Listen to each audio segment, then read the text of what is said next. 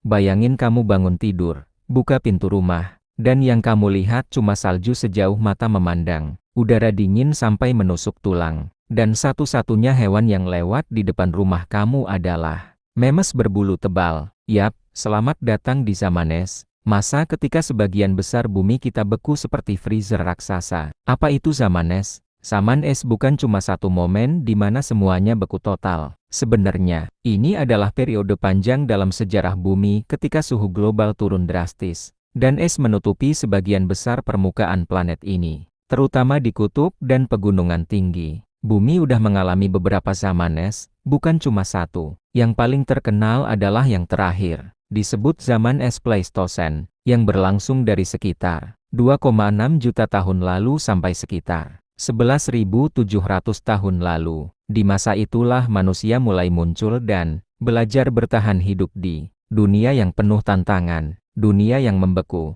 Coba bayangkan suasana bumi saat itu. Benua Eropa, Amerika Utara, dan sebagian Asia tertutup lapisan es setebal ribuan meter. Saking tebalnya, beberapa gundukan es bahkan bisa menutupi gunung. Lautan juga menyusut karena airnya membeku, sehingga permukaan laut turun lebih dari 100 meter dibanding sekarang. Akibatnya, banyak pulau dan benua yang sekarang terpisah, dulunya terhubung lewat daratan. Contohnya, Indonesia dan daratan Asia pernah tersambung lewat paparan Sunda. Itu sebabnya hewan seperti gajah, badak, dan harimau bisa menyeberang sampai ke wilayah kita. Nah, bagian paling seru dari zaman es adalah para hewan raksasa yang hidup di dalamnya. Mereka disebut megafauna, artinya hewan besar. Berikut beberapa di antaranya. 1. Memes berbulu woolly memes. Mirip gajah zaman sekarang, tapi tubuhnya tertutup bulu tebal dan gadingnya melengkung panjang. Mereka hidup di padang es dan memakan rumput kering. Kedua, badak berbulu woolly rhinoceros. Hewan besar berbulu tebal dengan tanduk tajam, tahan terhadap suhu beku ekstrem. 3. Ground sloth. Sloth raksasa yang beratnya bisa sampai 4 ton dan berdiri setinggi 6 meter. Mereka bukan pemalas kayak sloth modern, tapi lebih seperti raksasa hutan. 4. Singa gua cave lion dan makan bergigi pedang Smilodon.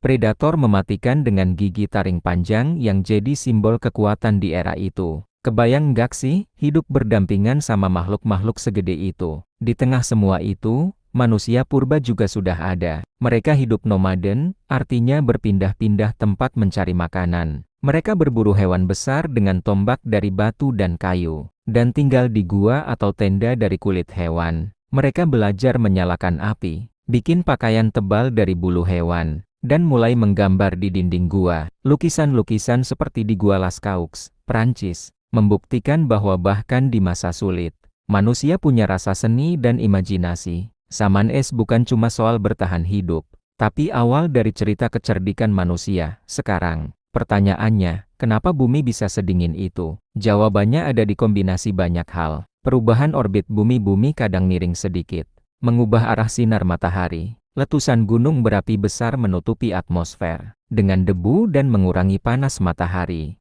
Perubahan arus laut yang bisa mengubah sirkulasi panas global dan penurunan gas rumah kaca, membuat suhu bumi anjlok. Intinya, bumi kayak lagi reset suhu secara alami. Sekitar 11.700 tahun lalu, bumi mulai menghangat.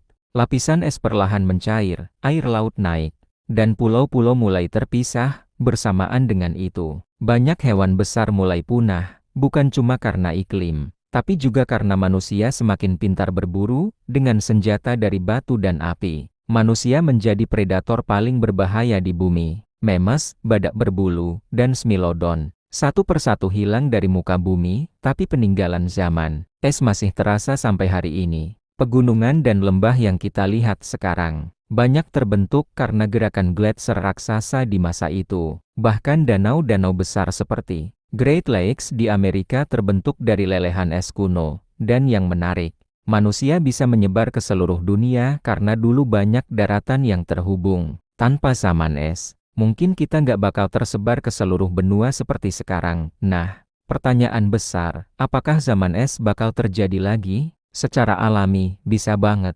Bumi punya siklus pemanasan dan pendinginan yang panjang. Tapi sekarang, karena pemanasan global, bumi justru makin panas. Beberapa ilmuwan bilang, Kalau suatu saat manusia berhenti mengotori atmosfer, mungkin ribuan tahun lagi, bumi bakal kembali ke fase dinginnya. Tapi untuk sekarang, kita justru harus menghadapi kebalikannya zaman panas, zaman es bukan cuma cerita tentang dingin dan salju, tapi kisah tentang perubahan, perjuangan, dan adaptasi. Dari situ kita belajar satu hal penting, alam selalu berubah, dan manusia harus belajar menyesuaikan diri. Sekarang, ketika dunia makin panas karena ulah kita sendiri, kisah zaman es seolah jadi pengingat bahwa alam bisa berubah ekstrem kapan aja. Jadi kalau kamu nonton film Ice Age, ingatlah itu bukan cuma film lucu, tapi kisah nyata dari bumi kita yang pernah membeku total. Terima kasih udah nonton. Jangan lupa like, share, dan subscribe, biar kamu nggak ketinggalan cerita seru lain tentang misteri dunia dan sejarah bumi.